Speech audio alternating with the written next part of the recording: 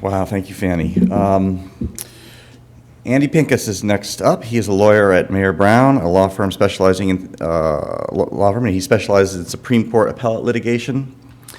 Filed amicus briefs on behalf of CDT and other organizations in Riley, Jones, and Kwan cases. He's a board member of CDT and teaches Supreme Court litigation at Yale Law School. Thank you.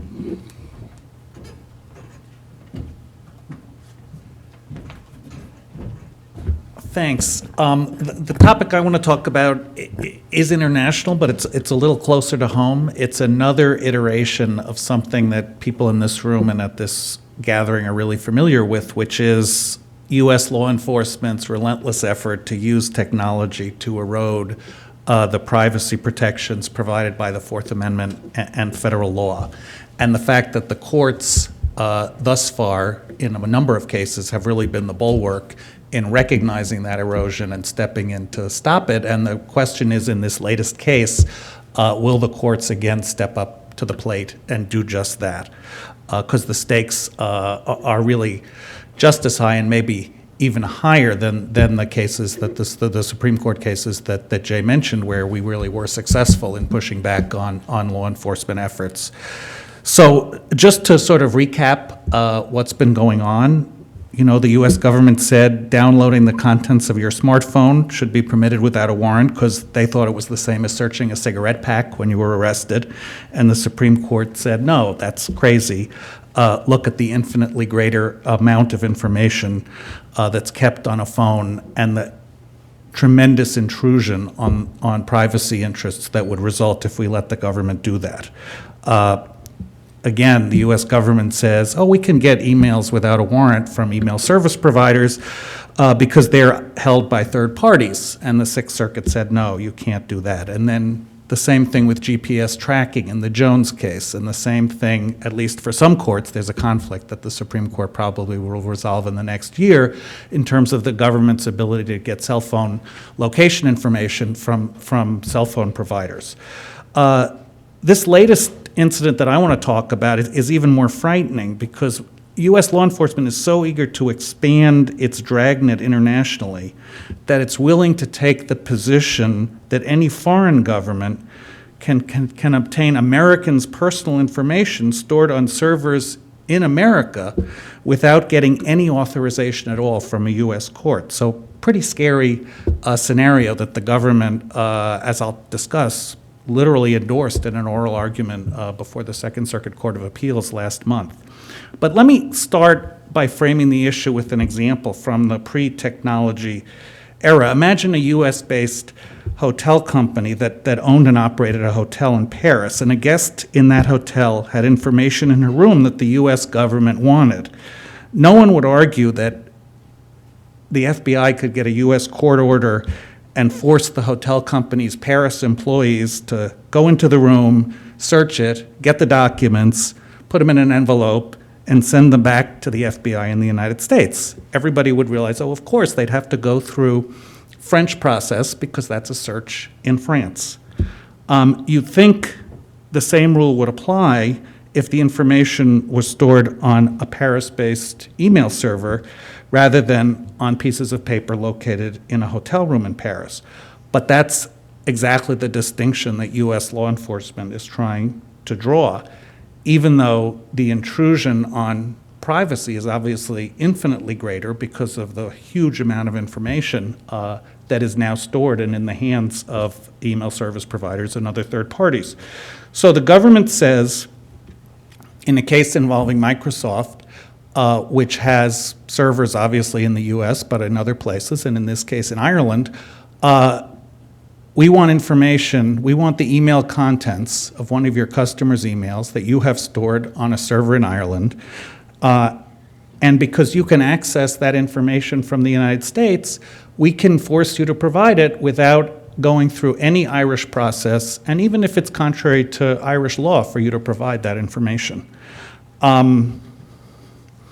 Not only is that inconsistent with US law for reasons that I'll explain, but it sets an extremely dangerous precedent for other countries.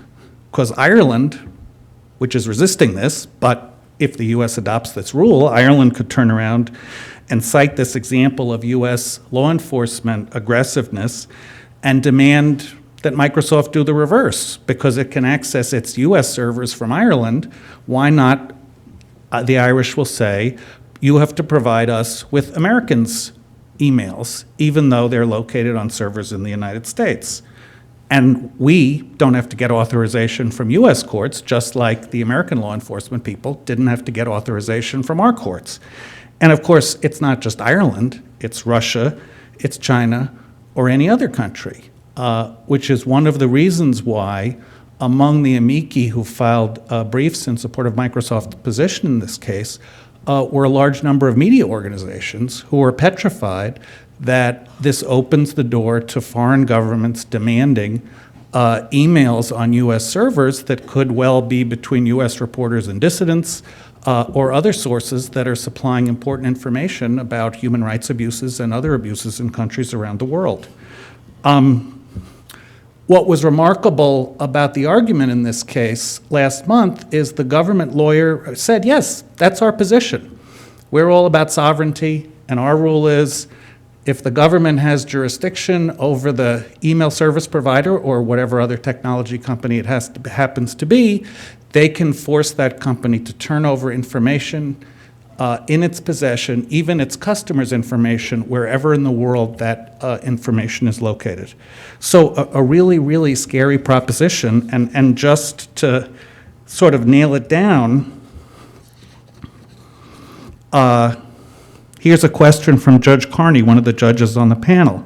So a German court requiring disclosure of a provider in Germany, where regardless of where its servers are kept or who it's providing service to, can require the disclosure to happen there, and U.S. customers or users can be affected, but we should just ignore that under your legal theory. Is that right?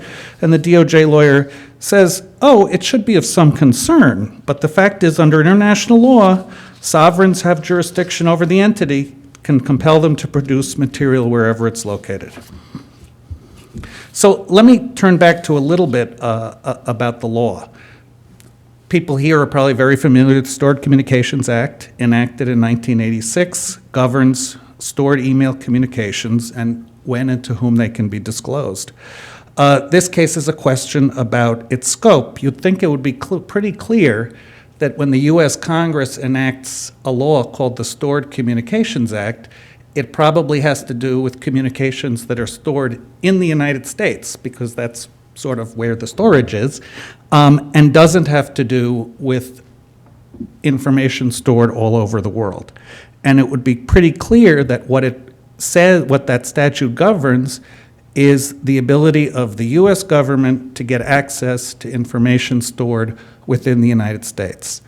But and that's Microsoft's position. The administration's position is, oh no, that statute actually governs access to communication stored in the entire world, as long as the entity who has control over them is an entity subject to U.S. jurisdiction. And so the standards for disclosure in the U.S. law govern, even if, and this is underlined by the recent EU decision, even if the country where the information is stored says you can't do that, it's contrary to our law.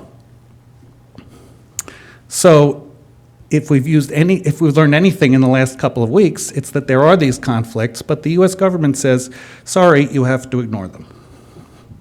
And so that means for U.S. citizens, because the disclosure wouldn't occur in the U.S., it would occur in these other countries, because the government's view is disclosure is when the email contents are turned over, the Stored Communications Act doesn't apply at all. So that's why, in the government's view, if Germany or Russia or China, or pick your country, asks for emails located on servers in the U.S. that are emails of U.S. citizens, but says, oh, by the way, access them from our country, or just deliver them here, even if you don't access them, the Stored Communications Act provides no protection. So that's pretty scary, because otherwise Microsoft, or whatever the email service provider is, could say in response to such a request, sorry, we can't turn that over to you because we have this U.S. law, the Stored Communications Act, that prohibits us from doing it unless you go through U.S. process. But the U.S. government says, no, that's no defense to a request by one of these foreign governments. Now, law enforcement's claim is we need this extraordinary authority. As usual, terrorism, you know, the parade of horribles that gets announced at every turn. But the fact is, it's pretty clear that that is a bogus argument in this situation because there are other ways to have this cross-border cooperation work where the U.S. government goes to the Irish authorities or the German authorities or the British authorities and says, we need this information in your country, we need it in real time, can you help us? And those tools are in place. The Cybercrime Convention has 24/7 touch points so that law enforcement in one country can go to another. The mutual legal assistance treaties that are in effect provide for that kind of interaction. There's just no reason why privacy protections based on the country where the information is located can't be built into the process and respected unless you just really don't care about those protections at all. The final argument that I want to talk about, because I want to leave room for questions for everybody, is the law enforcement argument that there's a precedent for this. The government says in the 1980s, again, in the pre-technology era, we were able to require banks that operated in the U.S. to turn over their corporate records, even if they were located in Switzerland or other countries, on the theory that we have jurisdiction over that company, and therefore we get to get access to their information wherever located. But that's the kind of argument that the Supreme Court has rejected in Riley and all these cases, because that ignores the fact that the information we're talking about here isn't about Microsoft.